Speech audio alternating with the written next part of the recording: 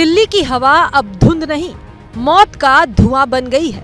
सड़कों पर चल रही गाड़ियां, फैक्ट्रियों की चिमनियां, ठंड में जमती हवा, सब मिलकर राजधानी को एक गैस चैम्बर में बदलने पर तुले हैं।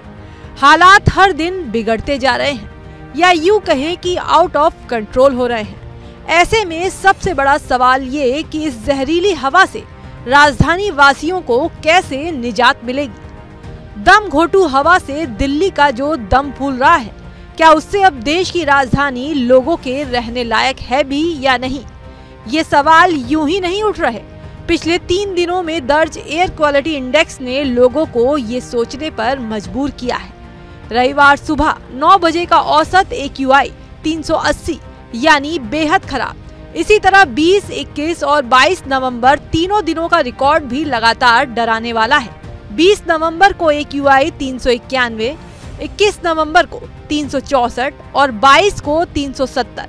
इससे साफ है कि हवा सुधरने के बजाय हर दिन और जहरीली हो रही है। दिल्ली में हवा से बिगड़ते हालात को लेकर दिल्ली सरकार और CAQM commission for air quality management पूरी तरह अलर्ट मोड पर है। ग्रेड 3 की पाबंदियां पहले से ही लागू हैं और अब एक नई एडवाइजरी जारी की गई है।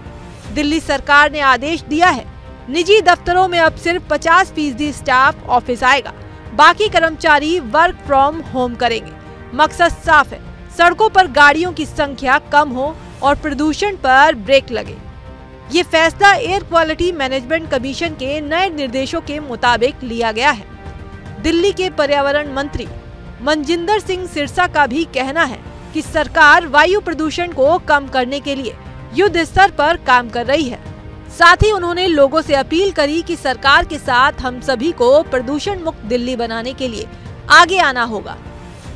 देखिए, माननीय मुख्यमंत्री जी ने आपको बताया, हमारा बड़ा ही एक प्रयास है कि हम किसी भी तरीके जो कूड़ा करकट जलाते हैं उस पर रोक लगाएं। दिल्ली में जो हमारे सिक्योरिटी गार्ड्स के माध्यम से बायोगैस फ्यूल जो जलाया जाता है उस पर रोक लगाने के लिए RWs को हीटर्स दिए जा रहे हैं। 10,000 ऐसे हीटर दिए गए हैं। दिल्ली को पोल्यूशन मुक्त करने के लिए हम सबको इस युद्ध में साथ देना होगा।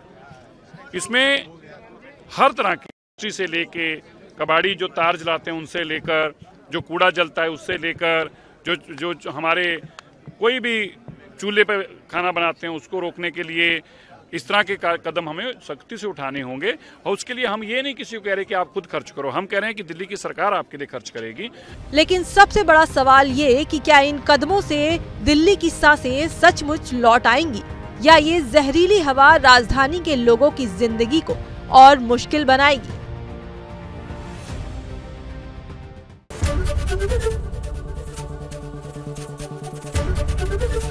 ABP गंगा, खबर आपकी, जुबान आपकी।